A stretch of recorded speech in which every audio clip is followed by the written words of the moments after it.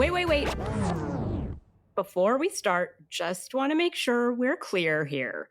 While this podcast talks about sobriety, mental health, and addiction, it is not meant to replace professional medical advice.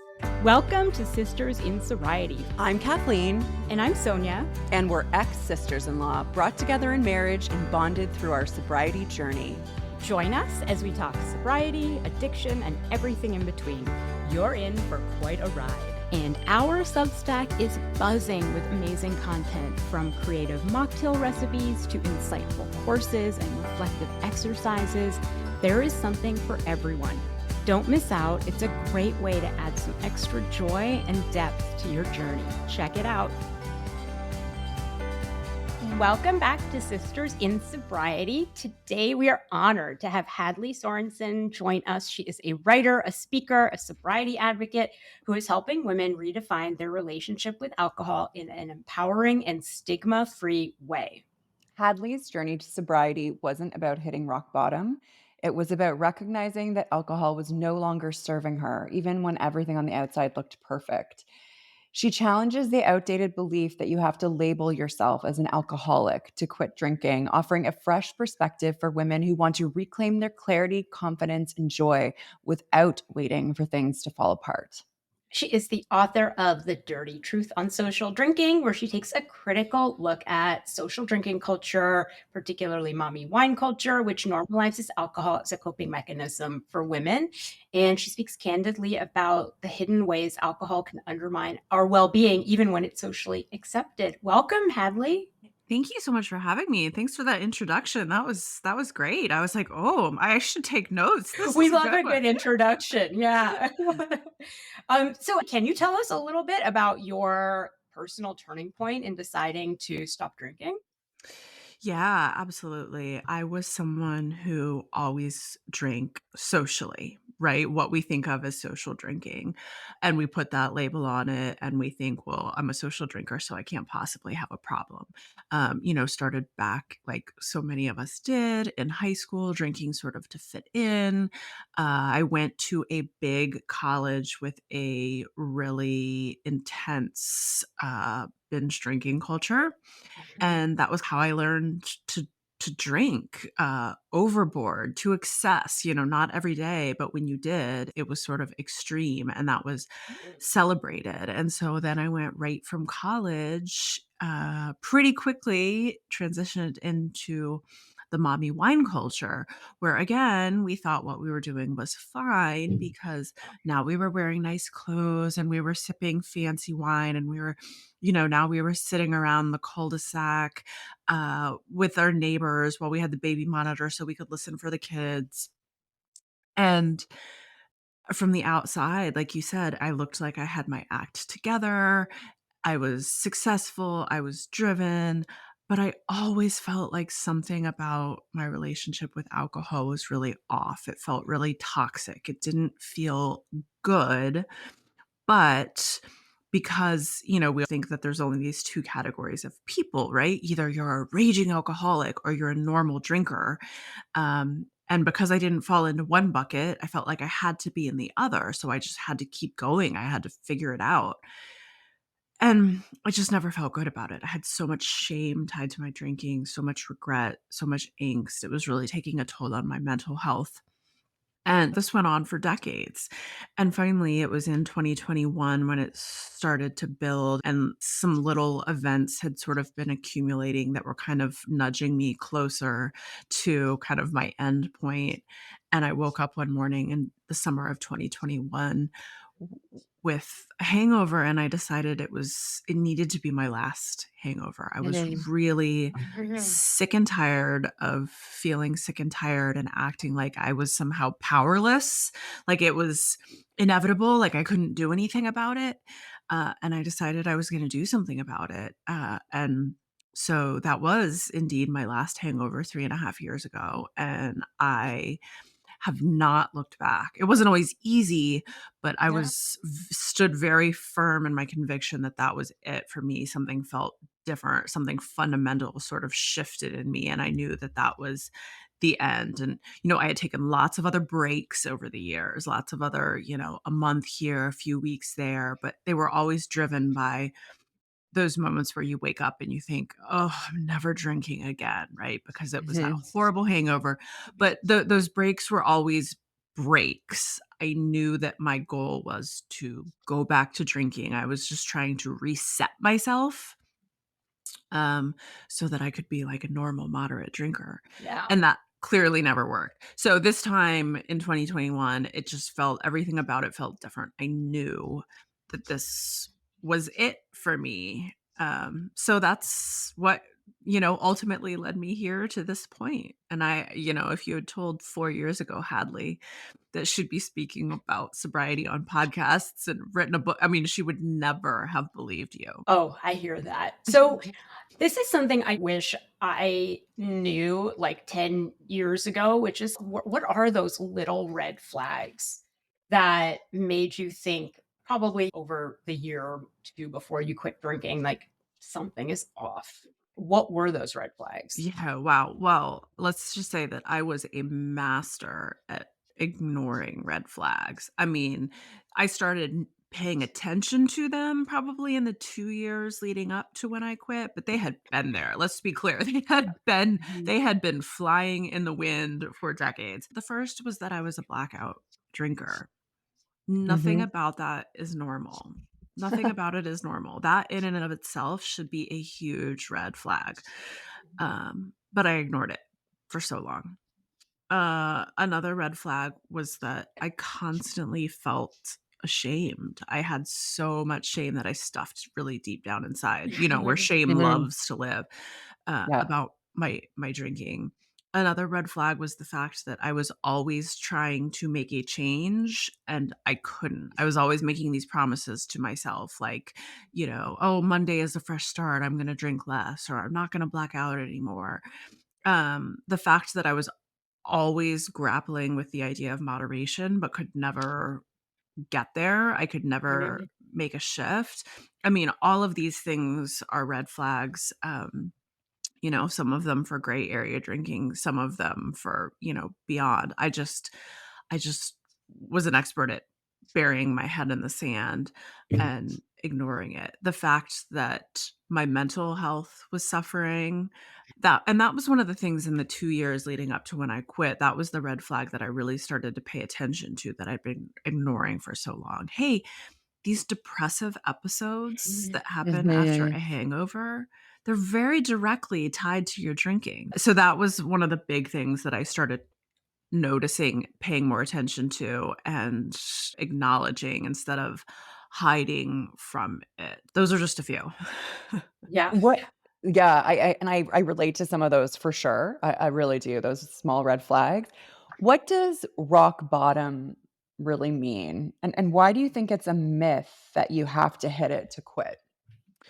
Well, I think the myth is that it is really tied to what we think of as, like, that stereotypical rock Mhm. bottom, right? Mhm. Whether it's, like, someone stumbling around with a brown paper bag on a park bench, or you're, like, drinking in the morning and you're getting DUIs and your kids are getting taken away, like, all of these dramatic external consequences that we sort of associate with problematic drinking. I think the myth is, you don't need to wait for it to get that bad. Mhm. Maybe we all have a rock bottom and it's just wherever we decide that we're done. My Mhm. rock bottom didn't look anything like the stereotype. I didn't even drink every day. I certainly didn't drink in the morning. I still had these rules that I Mhm. wasn't like hiding alcohol around the house. No judgment if that's your story. I'm just saying we don't have to wait until we get to that point. Your rock bottom can just be, you know what, I'm tired of having hangovers. So this is where I get off the hamster wheel. Um, I think it's just wherever we decide to stop and we've had enough. Mhm. Mhm. Yeah, Mhm. I totally agree. Yeah, I totally agree too. I think I come across a lot of people in my therapy practice that they have that perception, well, my drinking isn't problematic because I haven't hit rock bottom. And it's interesting that term rock bottom, right? Like what does it mean? So I relate to Right. what you say. Both personally and then professionally, I relate to it. I was just gonna say there's, like, different versions of this metaphor, Mhm.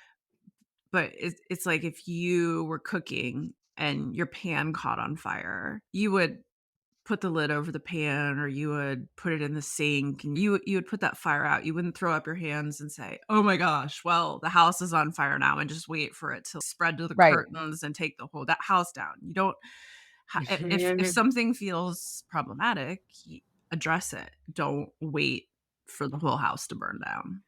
Yeah, I think that's a really good metaphor, like, you wouldn't have that fire in the pan and be like, "Well, I can't do anything about it until the whole Right. house burns down," right? That Like, this is it. It's yeah. yeah, I think yeah. what's interesting is I've been writing a little bit and I was writing about one of my worst drinking events. I call it drunk porn, kind of like the really bad stuff.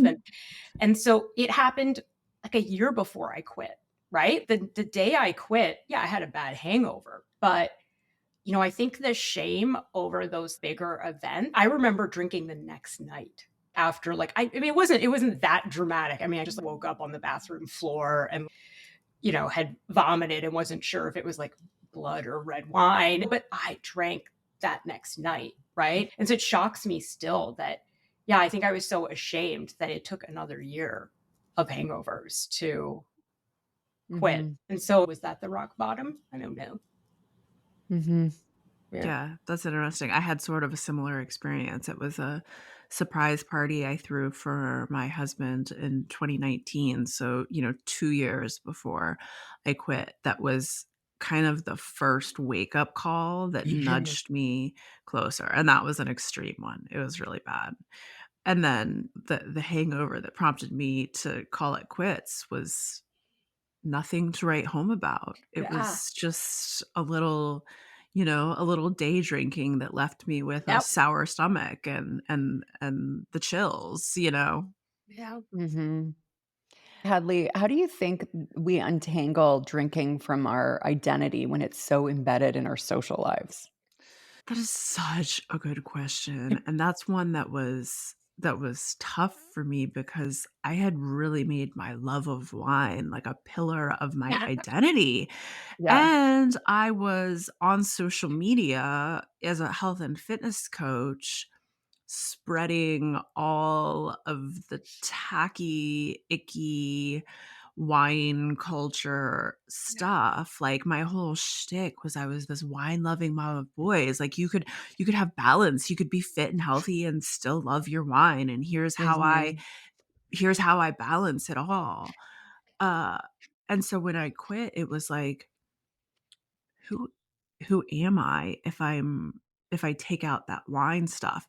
And honestly, I have to say, I realized really quickly that it had all been BS, that wasn't really who I Mhm. was. But it was a combination of things. One, it was doing a lot of self-care and really Mhm. aggressively taking care of myself during those like first 6 months as I figured all of this out. It was kind of, and I know, people don't like to hear this, but I was trying to figure out what I wanted my social life to look like, and all of my friends still drank. They were very supportive, but they all still drank. So I pulled away a little bit. I know people Yeah. feel like it's going to be the end of their social life, uh, and it absolutely wasn't. But I like turned down invites to a few things. I stayed in a lot. I was just kind of like focused on myself, and that was what I needed at the time.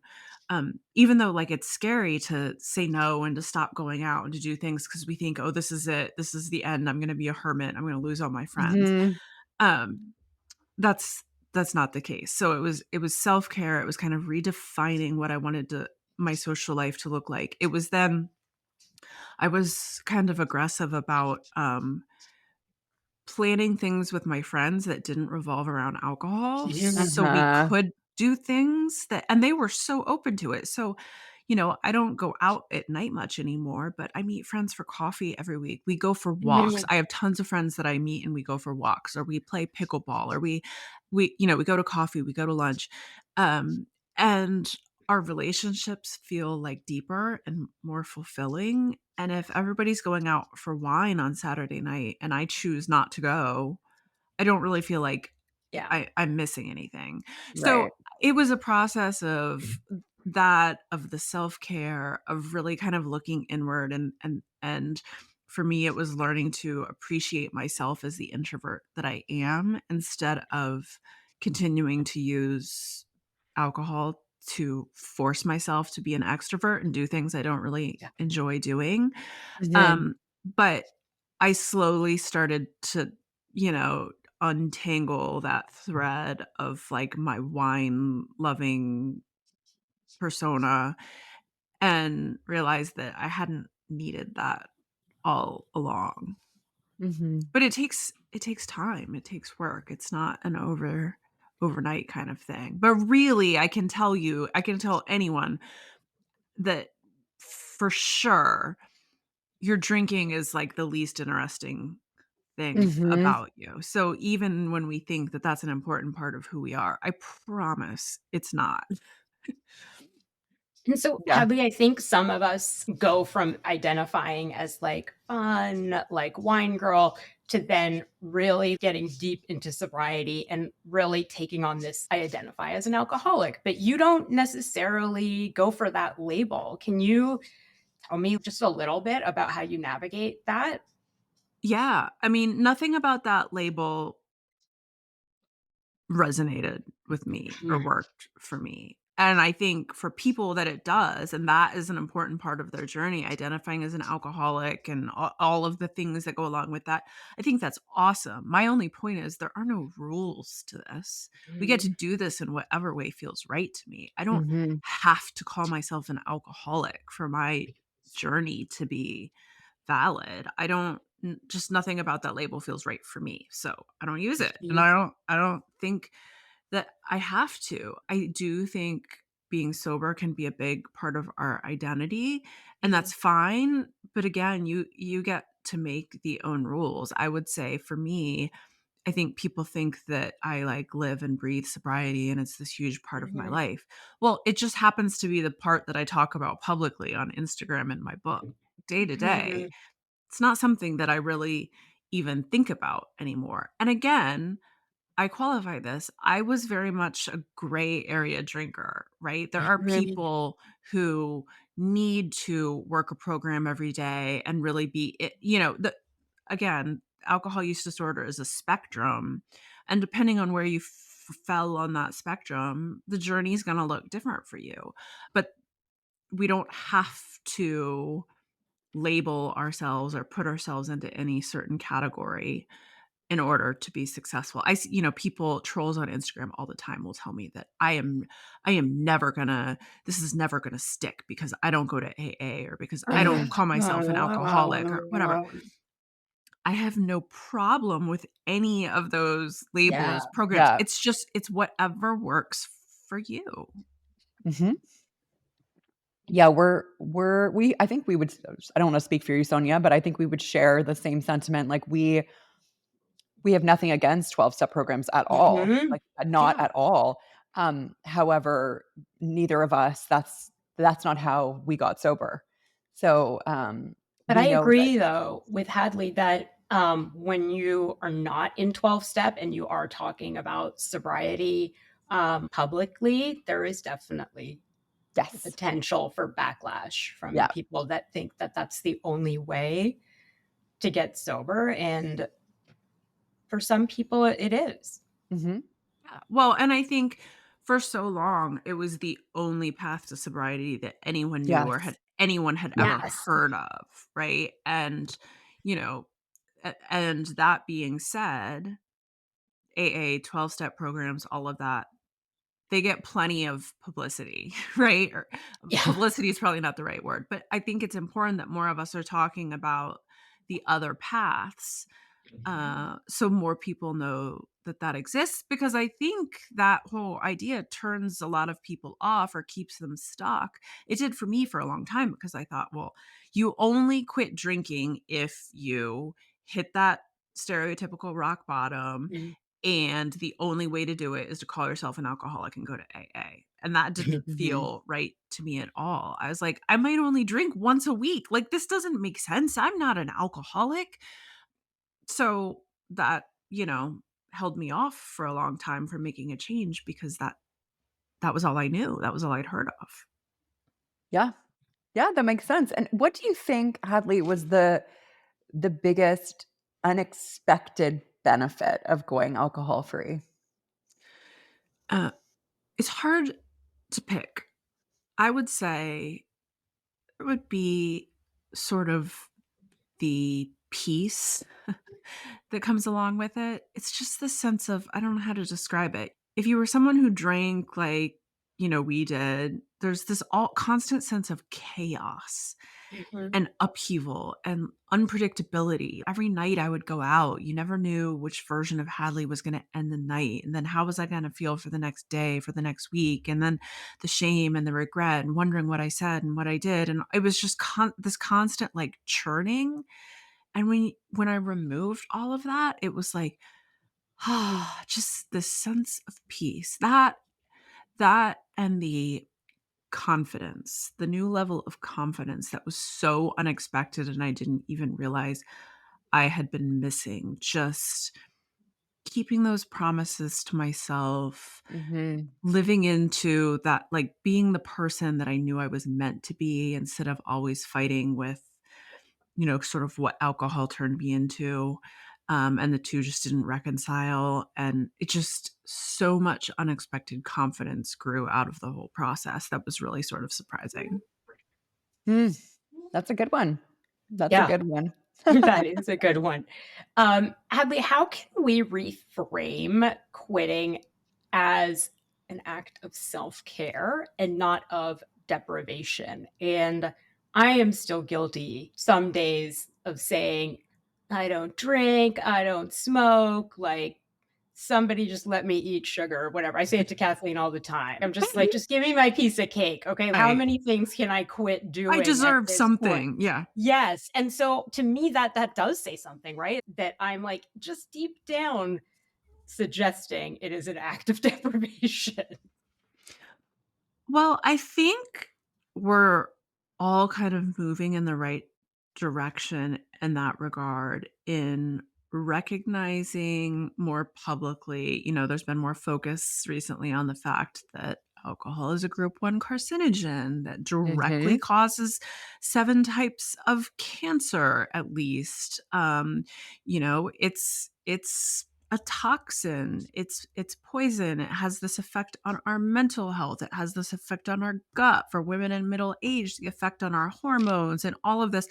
I think these consequences are becoming more well known, and it's starting to crowd out the narrative of, oh, a glass of red wine a day is good for your heart and it's got, antioxidants and resveratrol and all. It's good for Mhm, us. I think the narrative is starting to shift, and that's an important step in the right direction, and people understanding that, oh, maybe this isn't great for me. But I think honestly, it's the conversations like this that we're all having that are going to help get us there, where people are explaining that it's not an act of deprivation. I was guilty too. I thought, like, when even that morning when I made this decision, I thought, like, I am making this huge sacrifice. mhm, Like, this, I have to do it. I'm at the point where I know I have to do it, but this is going to be awful, right? Mhm. mhm,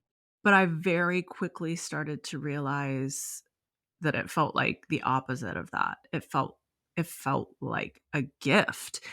And I don't know how we get that message across, because if you had explained to Hadley 10 years ago, it's not a sacrifice. You're going to feel so good. It's going to be amazing. I would have rolled my eyes so hard they would have popped out of my head. mhm. I wouldn't have believed it, and a lot of people are in that place. So, I think we just have to keep sharing the message and hope that more people listen. Sober Instagram wasn't a thing 5 years ago that people paid attention to. There's more and more quit lit books out there where people like me are telling the story from the gray area instead of just kind of the rock bottom zone. So, I think all of these things are slowly nudging us in the right direction where people are gonna start realizing that maybe alcohol's not doing all the favors we think it is. Mhm. Well, my next question was gonna be about what is something you wish more women knew about quitting drinking? And maybe you just answered it about the about how amazing it does feel, and that the sacrifice it doesn't seem like so much of a sacrifice after. But is there anything else that you wish women knew Yeah, before quitting drinking? yeah, I wish more women knew and understood. I mean, it's all kind of connected, right? But just this idea that gets perpetuated, especially through social media now, that drinking is a form of self-care. Mhm. Mm, Um, and it's it's absolutely the opposite of that, right? So again, this is all connected, but that's just a message that we hear constantly. Like, you deserve a glass of wine. And it ties into that whole mommy wine culture thing. Being a mom is so Mhm. hard. You deserve this. Take a load off. Uh but it's hurting us. It's not helping us. yeah. It's not self-care. It's self-harm, but nobody wants to hear that when they're in the moment and they're reaching for that glass of wine at the end of a long day with little kids. Mhm. Mhm. Yeah, absolutely, absolutely. What inspired you to write the dirty truth on social drinking? Well, I early on in my journey, I read a ton of Quit Lit books. Like, I devoured them. I'm a big reader anyway, so it was like I put my mind on something and this was something tangible I could do. I could read all of these books, and they were amazing. They were a huge part of my journey. They were so inspiring, but at the time, most of them were those kind of rock bottom kind of cautionary tales. I couldn't really relate. I couldn't see myself in their stories, Mhm. because I wasn't, like, on the verge of having my kids taken away. I wasn't getting Mhm, DUIs, mhm. and again, they're such important stories, and they still helped me tremendously. But I kept thinking, "Well, there's nobody like me that's telling this story from the sort of gray area where I was Yeah. considered a social drinker. Everything about my drinking seemed normal. It shouldn't have, but it did. It seemed normal. I was drinking the same way everyone around me was drinking in my social circle. And I was always a writer, and I had been sharing little bits and pieces of the journey on social media. And so many people were saying, "Oh my gosh, me too, me too." And I thought, well, maybe I can tell the story from a different angle. So I just dove in, and it was a wild ride, but so much Was it? fun. Yeah. I think that those books that you're talking about, I did the same thing. I read a ton of Quit Lit. I think for gray area drinkers, they're great to show you like what could happen. It imparts a little bit of fear, but you're right. It's hard to relate to when you're not waking up and, craving a drink before work, or I agree, like you're not driving drunk. And so, yeah, I think we need more books like yours. And so I was actually curious what you think, but about we talked a little bit about social media, but what role do you think marketing plays in normalizing excessive drinking? Oh, it's huge, right? The Mhm. the big alcohol machine is massive. It's where we were with tobacco. Well, I don't know, maybe even bigger. I don't know in terms of like the amount of money thrown behind it and all of that and how that would compare back when big tobacco was kind of front and center. Um, but you look at here in the US, like the Super Bowl ads, and Mhm. I'm watching with my kids. I have teenage boys and we talk about this a ton, obviously, but I'm watching these beer ads, and it's like it's just pushed on us so hard. You go through the grocery store, and our grocery stores that sell beer and wine, it varies by state in terms of what the laws are around where you can sell alcohol, but in Virginia, where I am, beer and alcohol or beer and wine are sold at the grocery store. Um, it's like a quarter of the grocery store is these Yeah. huge aisles dedicated to alcohol. It's insane. So it's hard to think, "Oh, maybe this isn't great for us. Maybe this isn't normal. Maybe," because it's just shoved down our throat from all Mhm. angles. You got the direct marketing, but then you've got the way it's portrayed in Mhm. shows, Mm. and, my generation grew up thinking that being a successful woman was synonymous with sipping cosmopolitans Mhm. Yeah, in New York City because of Sex and the City. Like, that was yeah. what I grew up on. And I drink Cosmos because of it, Oh my god, yeah. it has a huge impact. Have you have you noticed differences in how men and women experience social drinking? Yeah, I pay attention to this more now than I ever did just because my husband does still drink. He's Mhm. what I call a moderation unicorn. Like, he can take it Mhm. or leave it. But, we talk about mommy wine culture, but there's also this like beer dad culture Right. Mhm. Yeah. too. That's um it's different. It's like they took that and they pinkified it for women. Um and went all in on it. But this like daddy needs a beer, and I bought my husband a t-shirt back in the day that when I still drank, that was like beer loading, and it was like a the computer bar, and he would wear it to like the kids soccer games and stuff, and it's like it makes me cringe now. um so, I mean, I think there's obviously subtle differences, but I think we've been paying more attention the way it's been marketed towards women because that was more of a recent shift. Mhm. Mhm. But you see the whole like the way if you watch shows like Yellowstone, or it's like the men drink whiskey, and Yeah. there's this whole like it's always whiskey in shows, and Mhm. um but yeah, so it's also pushed hard, but it's just kind of marketed, differently, and I don't know, it's interesting to pay attention to. I'm so happy you brought up, that your husband still drinks because that is the next topic we wanted to talk about. And so, Yeah.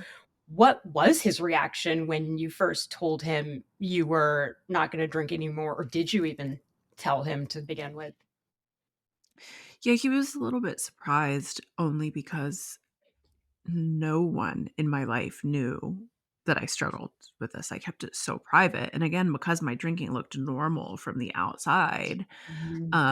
it wasn't like people were like, "Ooh, Hadley has a problem. She really needs to cut back." Uh, I was so ashamed of it, uh, that Mhm. I kept it inside. Of course, there were little issues like, "Oh, please don't black out tonight," or the conversations that married couples have, like, "Let Can we take it easy tonight? Like, we've got stuff tomorrow." So he was surprised. I don't think I said right away when I that morning when I woke up and said I was done, I kind of sat on that for a while. I didn't talk about it out loud. I did I did establish an alibi. I said I was doing 75 hard, Yeah. and and I was really only doing it for the no alcohol piece. Like, I had a reason to check that box, and I had a reason to tell people that I wasn't drinking, and I felt like I sort of needed that in the beginning. So it was like a week or 2 before I started saying things like, "I think I'm I think I'm done."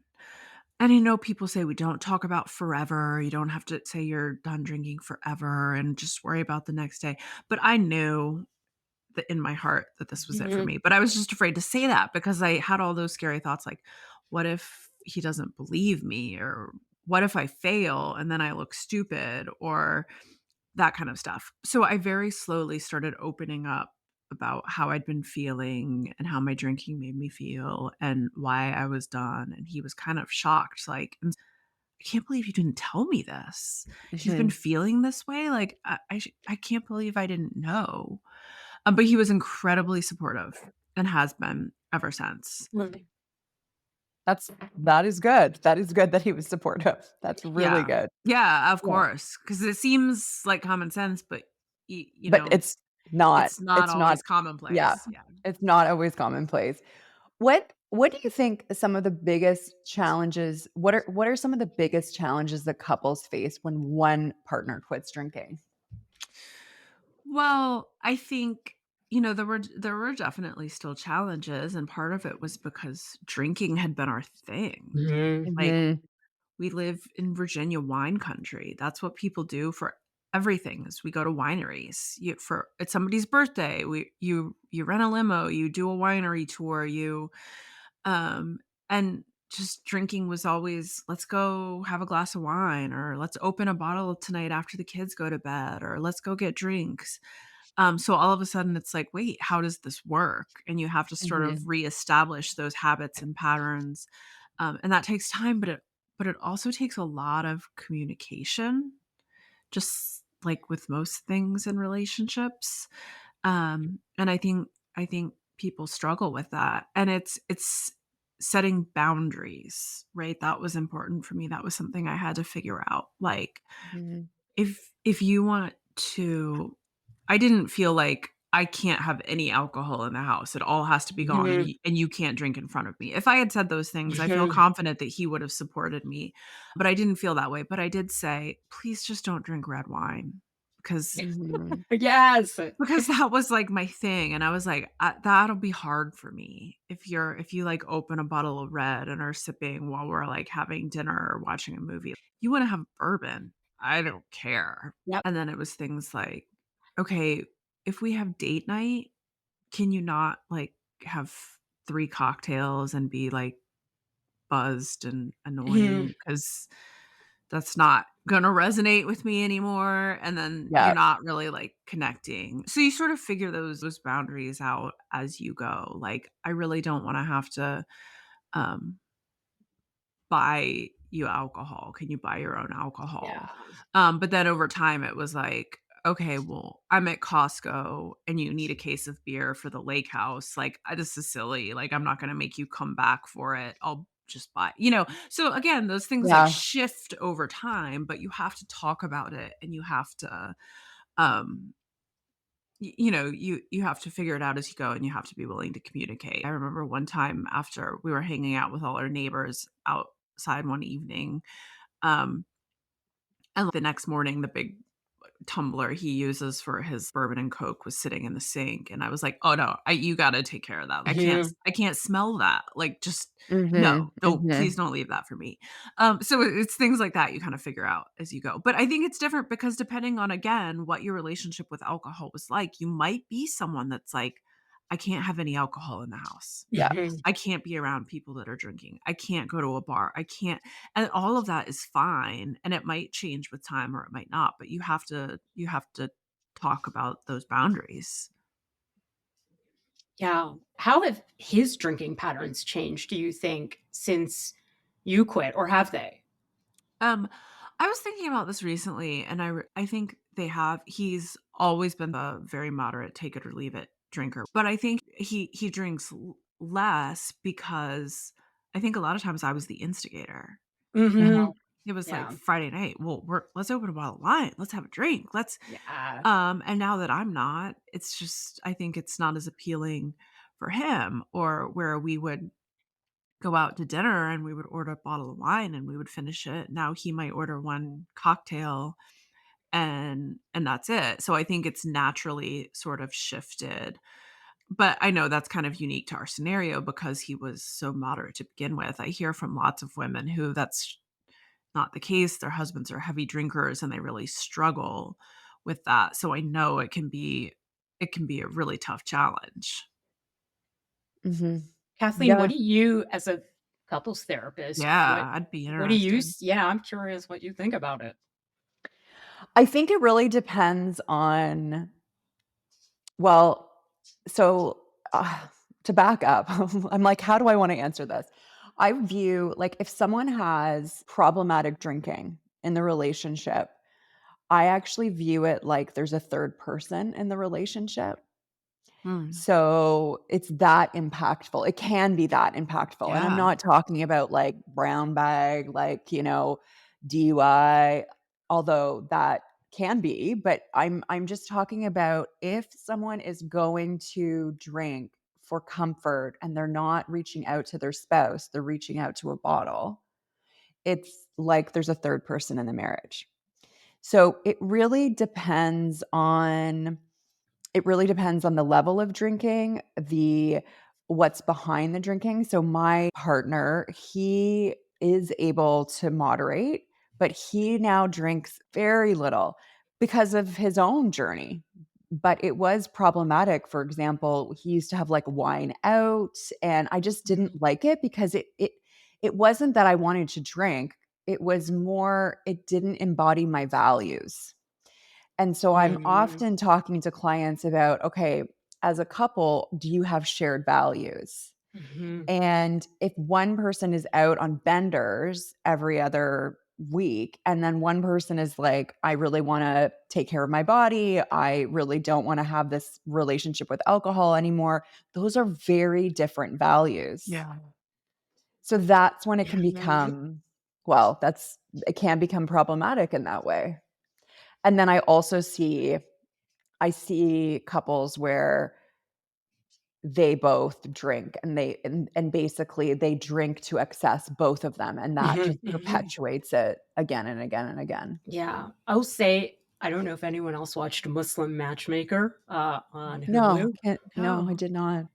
but a major issue, right, is whether they Yeah. drink or they don't, and so, Oh. of course, being the overthinker I am, I asked my boyfriend, who hasn't had a drink since January 1st, by the way, and I said, "Would you date someone who is a heavy drinker?" And he was like, "Well, define heavy." And I was like, "I don't know, 2 glasses of wine every night." And he's like, "I don't know, is that big a deal?"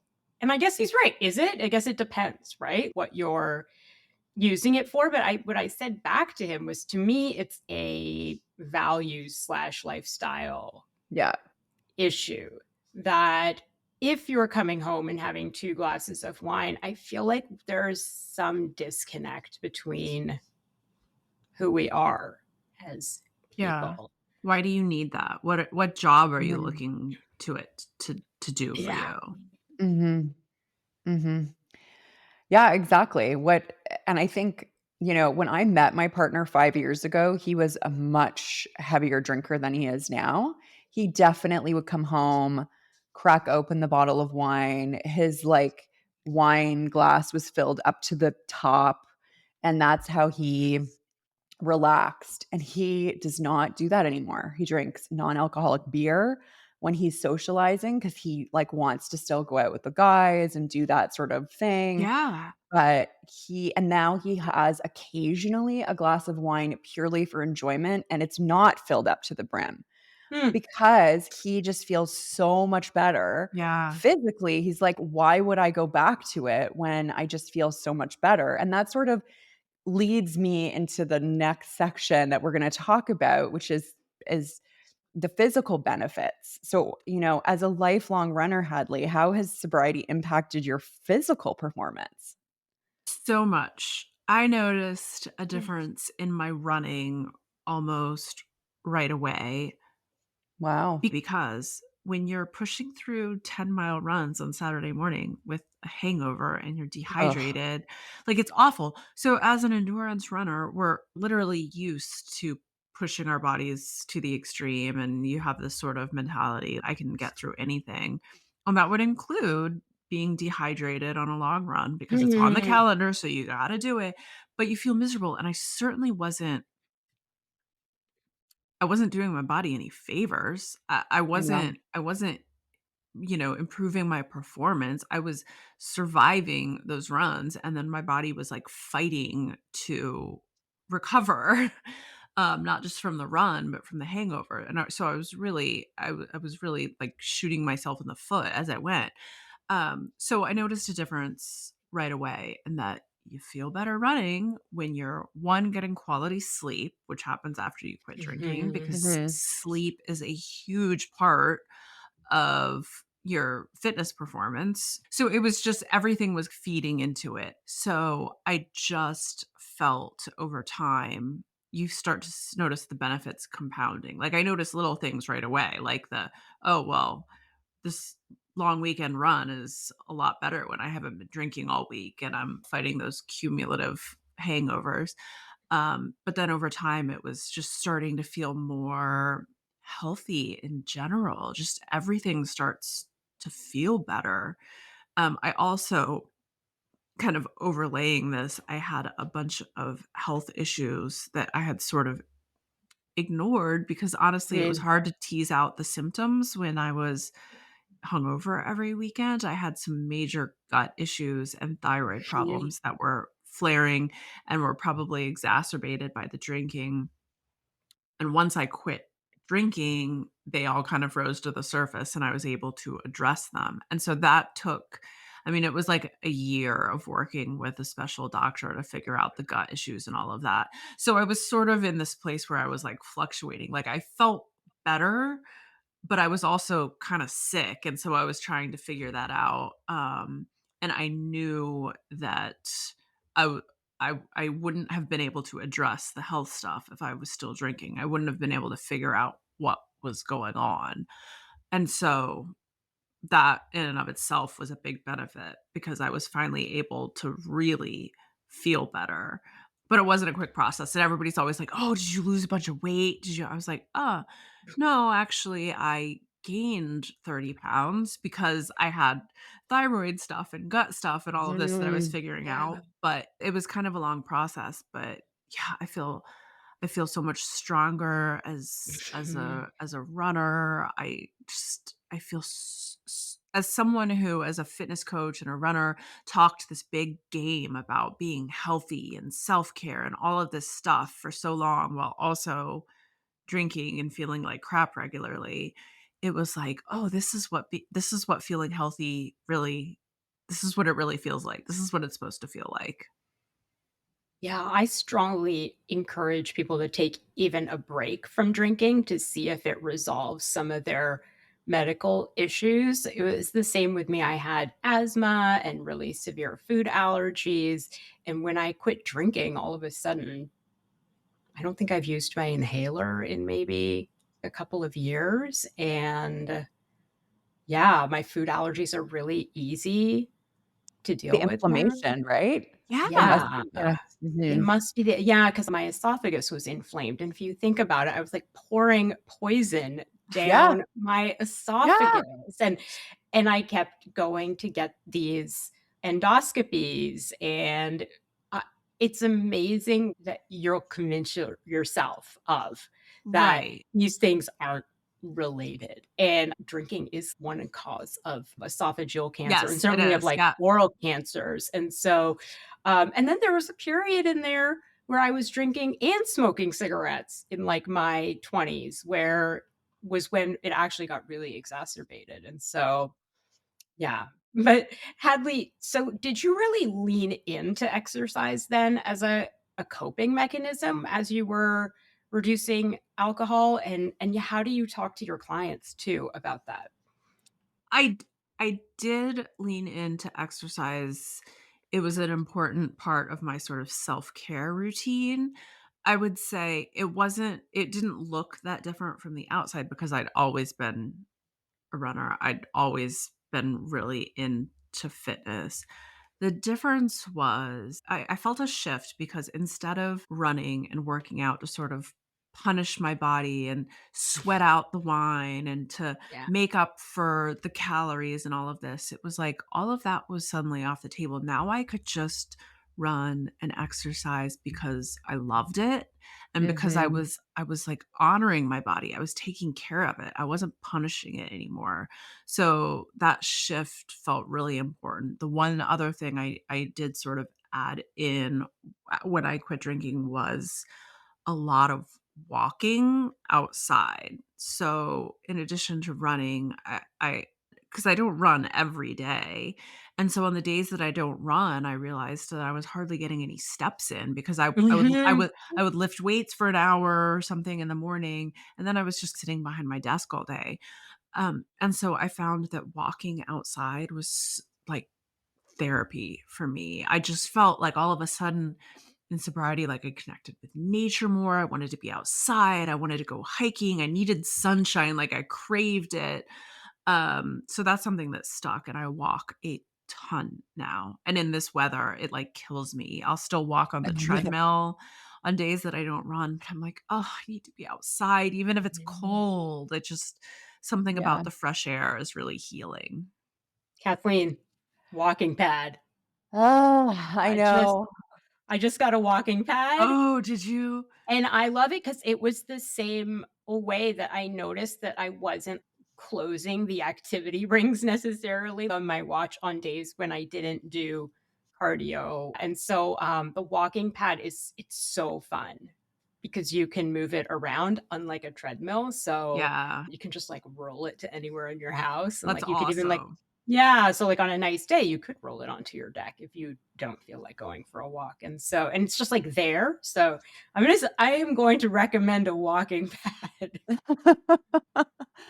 I know. Sonia's been telling me about this, but I feel like because I see clients all day long, I just what am I gonna do with this I'll be like, You'll be "So tell like, me about It's how you feel." "Don't mind me, I'll just be walking." Well, I then you have to add in the weighted vest Oh my gosh. because now there's all of these studies that show that for women approaching midlife, the weighted vest actually helps you maintain muscle mass and bone density. All of these big menopause doctors are talking about it. So I got one for Christmas and it's awesome.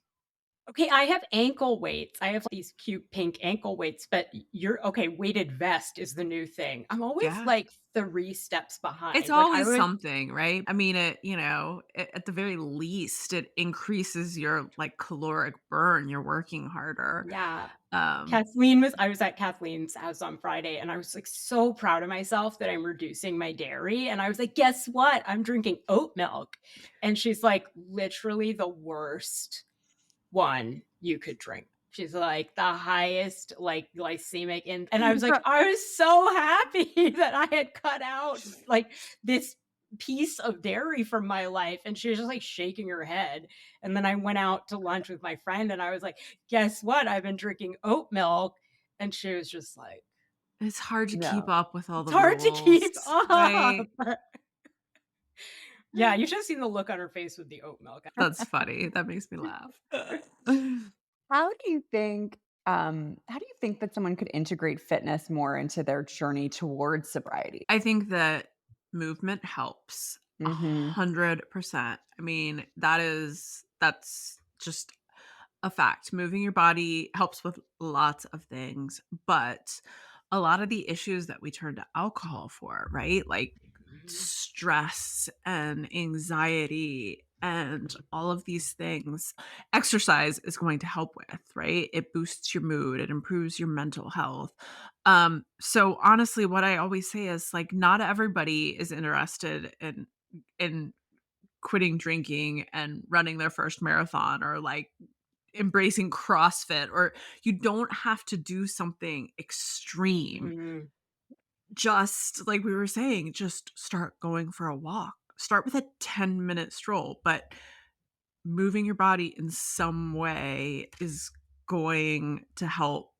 It's going to help when you are, it can only ever help, right? So Mhm. just add something, but using that as part of your self-care toolkit when you quit drinking is incredibly important because the benefits in terms of helping you sleep, helping with your mood and boosting those endorphins and all of that. I mean, the benefits are too long to even list. But Mhm, mhm. but again, people are like, "Well, I'm not gonna join a gym, or I'm not gonna" just go for a 10-minute walk. Just Yeah. start Mhm. somewhere. You don't have to do something dramatic. Yeah, it's so true. I found such a difference. I walk now, I have, like, a half-hour walk in the morning with my dog when it's not, like when there's not 6 feet of snow, but Yeah. generally I'm doing that, and then I try to walk at least 10 minutes after every meal, and I've really noticed such a difference in my mental health. It's awesome. Yeah. Yeah. So what is next for you, Hadley? Is there anything that you're working on, and how can our listeners get in touch with you? So I am working on my next book, and it's actually still in the alcohol space, but it's very different. It's a novel. So it's Oh. fiction, but it's about a group of women who are all connected and they all have very different relationships with alcohol. So it looks at the Mhm. different places we can fall on that alcohol use disorder Mhm. spectrum. So That is what is coming next. If you wanna get in touch with me, I Instagram is where I spend most of my time online. I love my little sobriety community out there. My DMs are always open. I'm always happy to chat. I spend a lot of time out there. So it's just at Hadley_Sorenson. My website is hadleysorenson.com, and you can find my book on Amazon, The Dirty Truth on Social Drinking. Wonderful. Well, thank you so much for joining us to Thanks for Hadley. having Thank me. This you. was a great conversation. It was fun. And thank you all for listening to Sisters in Sobriety, and we will see you next week.